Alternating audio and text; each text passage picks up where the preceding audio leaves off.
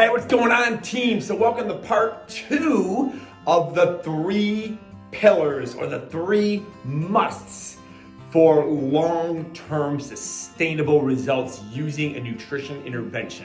So if you listened to our first episode, you found out it had to fit into your lifestyle. That is a must. If it doesn't fit into your lifestyle, it may work in the short term, but it will never work in the long term. We talked about weight regain statistics.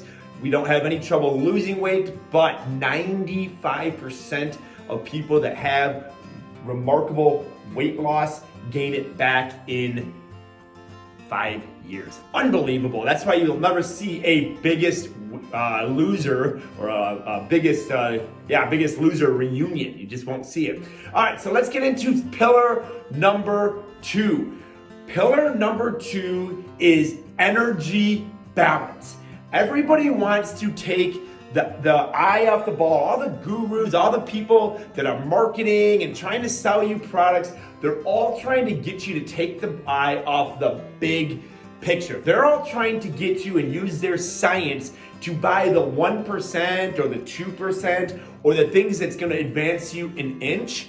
Meanwhile, you take your focus off what's going to give you the miles. Okay, remember, focus is following one way until consistently until you see results. And that one way is to manage your energy balance or your calories. All right. So, and there's a lot of truth to this statement, a lot of research to this statement that the diseases we have would go away or be vastly diminished if we just ate less. We are not obese right now because we have mold under our carpets. We're not obese, and obesity isn't killing us because of insulin being this horrible hormone. We're not obese because we don't eat enough plants or we don't eat enough protein or all of these other things that marketers are throwing at us to distract us from just the simplicity of balancing our energy. We need to move more and take in less based off the activity and the lifestyle that we're living. That is bottom line.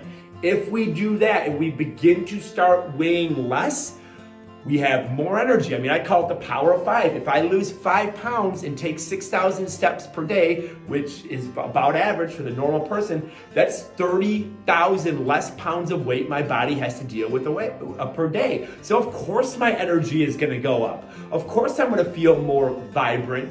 Of course my cholesterol is gonna go down as I start to lose body fat. So a few quick, easy tips just to work within the framework of your lifestyle. When you dine out, have half boxed up right away, okay? Just have half boxed up. Eat what isn't boxed up. You'll find that after 25, 30 minutes, your hunger hormones kick in. You feel satiated, and then you can take the other half home. We're just kind of domesticated to eat what is in front of us, and what has been put in front of us has gotten more and more and bigger over the years. All right. Yes, are there some 1% and 2% and 3%? So things that we can chase? Yes, absolutely. So if we get ourselves to a healthy body weight and we're still having some energy issues, we're still having some health issues, maybe we're still having some cholesterol issues, then it's now time to chase and look at those 1% and those 3% items.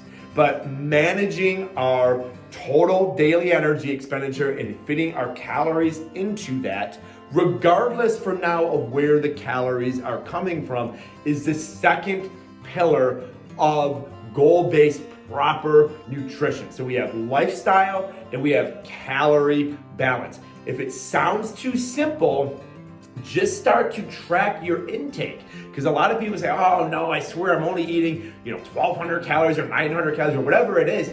Females tend to overestimate their caloric intake by up to 60%. It's a little bit lower for males.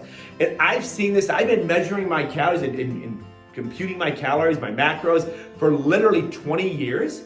And even I sometimes, kind of fudge the numbers a little bit because of my own confirmation biases. I just don't want to look at the facts. I don't want to look at the fact that, wow, that's so many calories. I only get to eat that, and then I'm going to gain fat if I continue to eat more throughout the week, just in similar fashion. Dining out is a lot of that. We have a lot of hidden calories in our foods. It's very easy to overeat nowadays, and that's why caloric control is such an important thing in managing obesity.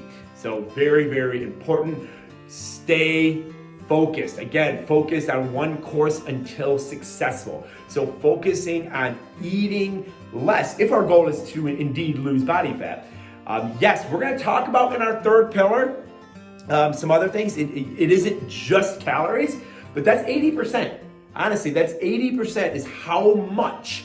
And then the other 20% we're going to talk about in our third installment of this series. So we have lifestyle. Okay, does the nutritional intervention strategy fit within your lifestyle? And if you're looking to lose body fat, will it help you eat less calories than you're eating right now? All right, so we kind of gave you a good trick on that if you're dining out, boxing up half.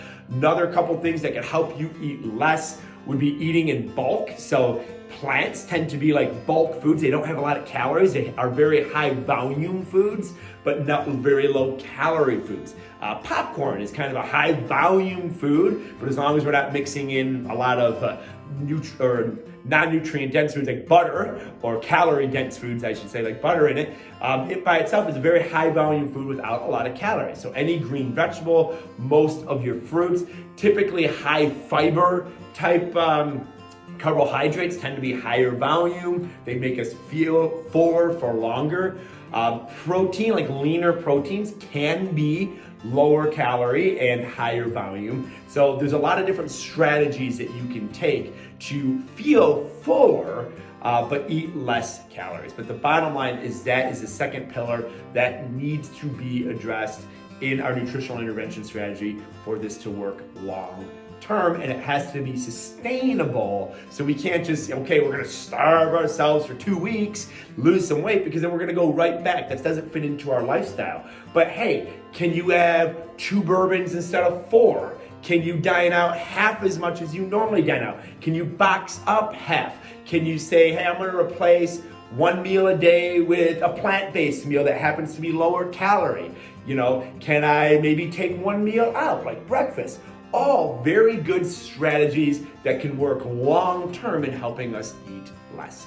All right, we are looking forward to the third installment, taking this series home, and we wish you the best until then.